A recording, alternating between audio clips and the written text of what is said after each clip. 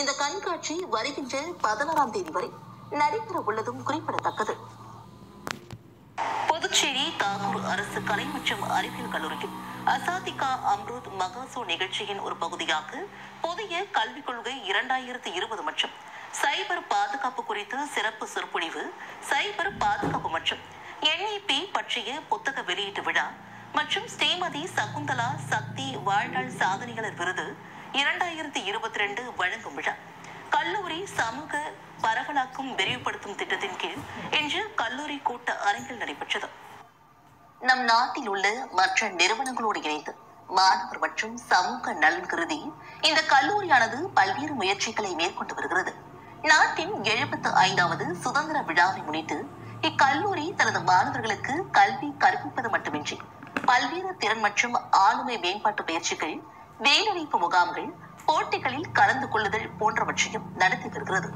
மேலும் கல்லூரி சமூக பரவலாக்கம் விரிவுபடுத்தும் திட்டத்தின் ஒரு பகுதியாக கல்லூரியில் மேற்கொள்ளப்பட்ட பசுமை முயற்சிகளும் அங்கீகாரம் வழங்கும் விதமாக லெப்டினன்ட் கவர்னர்கள், அமைச்சர்கள், சட்டமன்ற உறுப்பினர்கள், அரசு செயலர்கள், காவல்துறை உயர் அதிகாரிகள், உயர் கல்வி நிறுவனங்களின் பிரதிநிதிகள், முன்னாள் மாணவர்கள், சமூக அமைப்புகளின் பிரதிநிதிகள் வருகை, விதை திருவிழா, திருநங்கையினர் உடற்கல்வி நிறுவனங்களில் நேரடி நிகழ்ச்சி, சிறப்பு குழந்தைகள் கல்லூரியை பார்வையிடும் நிகழ்ச்சி போன்ற நிகழ்ச்சிகளையும் இந்த கல்லூரி ஏற்பாடு செய்துள்ளது.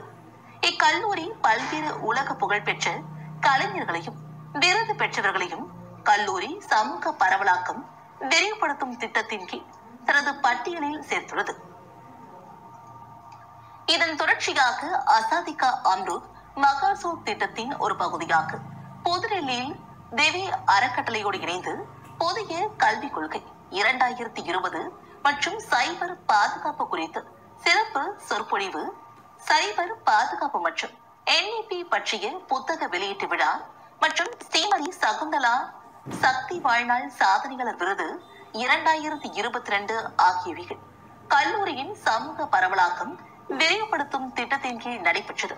தாகூர் அரசு கலை மற்றும் அறிவியல் கல்லூரியின் முதல்வர் டாக்டர் சசிகாந்தாஸ் அவர்களின் முயற்சியான வரவேற்பு உரையோடு நிகழ்ச்சி தொடங்கியது. இந்நிகழ்ச்சியின் சிறப்பம்சமாக சமூகத்தின் வளர்ச்சிக்கு ஆற்றிய பங்களிப்பிற்காக ஸ்ரீமதி சகுந்தலா சக்தி வாழ்நாள் சாதனையாளர் விருது 2022 வழங்கப்பட்டது. இந்த விருதை டாக்டர் சசிகாந்தாஸ் முதல்வர் மற்றும் டாக்டர் திவ்யா தன்வர் திவி அறக்கட்டளை நிறுவனர் தலைவர் புதுடெல்லி ஆகியோர் வழங்கினர். பேராசிரியர் VN ராஜசேகரன் பிள்ளை அவர்களுக்கு உயர்கல்வி துறையில் ஆற்றிய முன்மாதிரியான சேவைகளுக்காகவும் கடந்த 50 ஆண்டுகளாக உயர்கல்வித்துறை சார்ந்த ஆராய்ச்சி நடவடிக்கைகளை மேற்கொண்டதற்காகவும் பொன்னாடை, சந்தன மலர் மாலை, ஸ்ரீமதி சகுந்தலா சக்தி வாழ்நாள் சாதனையாளர் விருது 2022 மற்றும் சான்றிதழ் ஆகியவை வழங்கி கௌரவிக்கப்பட்டார்.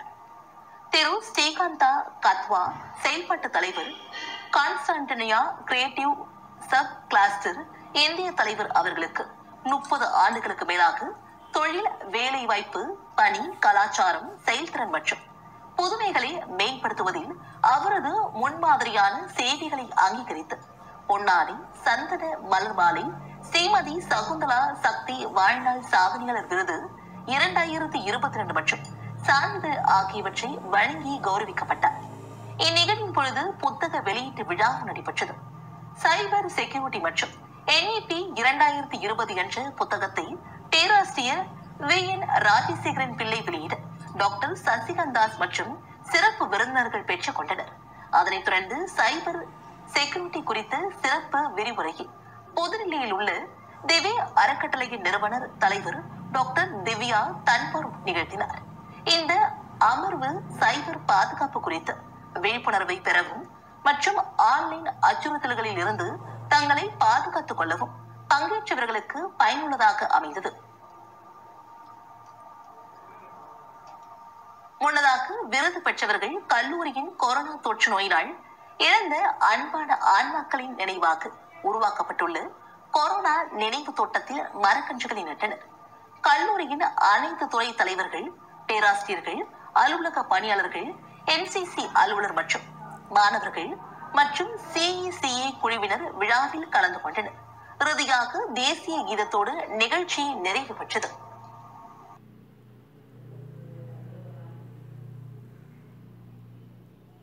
மீண்டும் இன்றைய முக்கிய செய்திகள்.